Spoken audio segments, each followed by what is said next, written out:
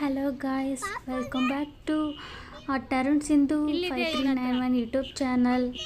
ಈ ಸ್ಟ್ಯಾಂಪ್ ಇದೆಯಲ್ಲ, ಯಾವುದೋ ಒಂದು ಹುಡುಗಂದು.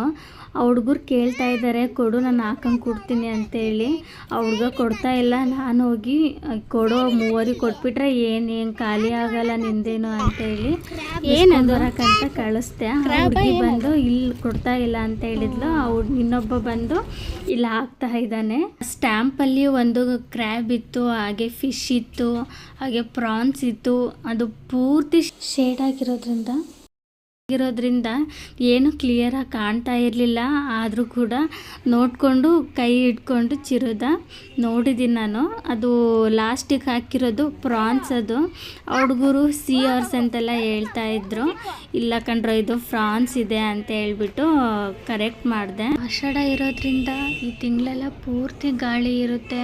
ಇನ್ನು ಆಷಾಢ ಸ್ಟಾರ್ಟ್ ಆಗೋಕ್ಕೂ ಮುಂಚೆನೇ ಗಾಳಿ ಸ್ಟಾರ್ಟ್ ಆಗಿತ್ತು. ಇವಾಗ ನೋಡಿದ್ರೆ ಮಳೆನೂ ಸ್ಟಾರ್ಟ್ ಆಗಿದೆ.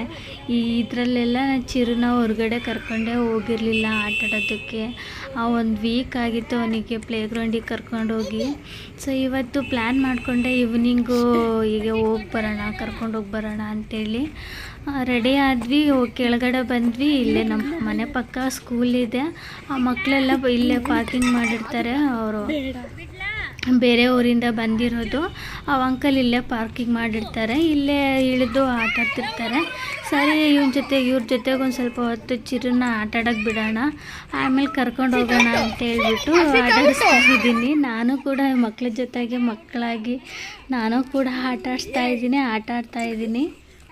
ಯಾರಿಗೆಲ್ಲ ಗೊತ್ತಿದೆ ಈ ಒಂದು ಆಟ? ಕಣ್ಣ ಮುಚ್ಚಿ ಗಾಡಿ ಗೂಡಿ ದಿನ ಊಟೆ ಉರುಳಿ ಹೋಯ್ತು. ನಮ್ಮ ಅಕ್ಕಿ ಬಿಟ್ಟೆ ನಿಮ್ಮ ಅಕ್ಕಿ ತಪ್ಪಿಸಿಕೊಳ್ಳಿ. ಯಾರಿಗೆಲ್ಲ ಈ ಒಂದು ಆಟ ನೆನಪಿದೆ? ನಾವು ಚಿಕ್ಕವರಿದ್ದಾಗ ತುಂಬಾ ಇಷ್ಟಪಟ್ಟು ಆಡುವಂತಹ ಈ ಆಟ ನಾನು ಕೂಡ ಮಕ್ಕಳ ಜೊತೆಗೆ ಸೇರಿ ಆಟ ಆಡ್ತಾಯಿದ್ದೀನಿ.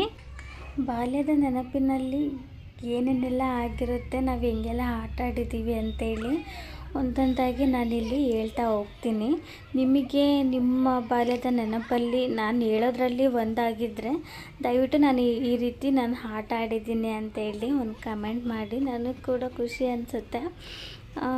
ನೋಡೋಣ, ಕೇಳಿಸ್ಕೊತೀರಲ್ವಾ? ಓಕೆ, ಇವಾಗ ಹೇಳ್ತೀನಿ ಕೇಳಿ.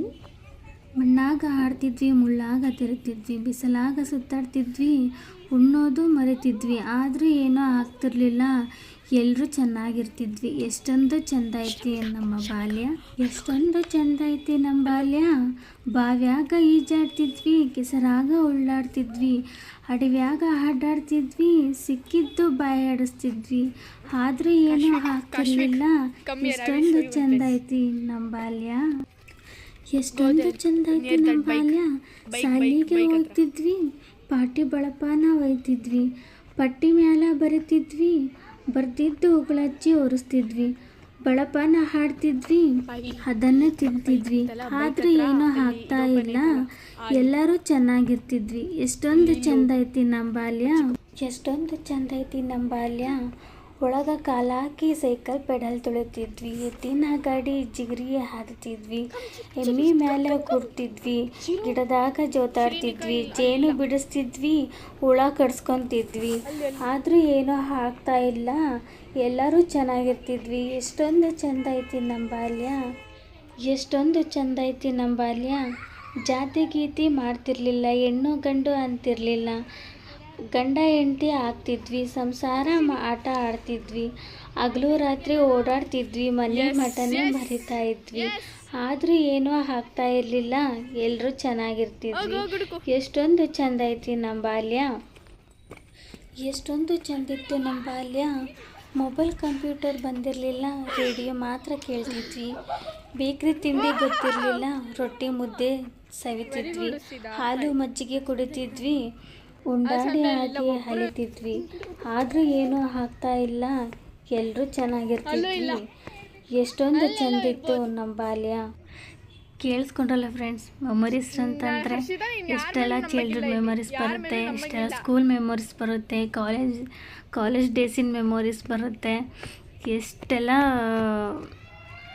ಒಂಥರ ಪೆನ್ ಡ್ರೈವ್ ಥರ ಇದು.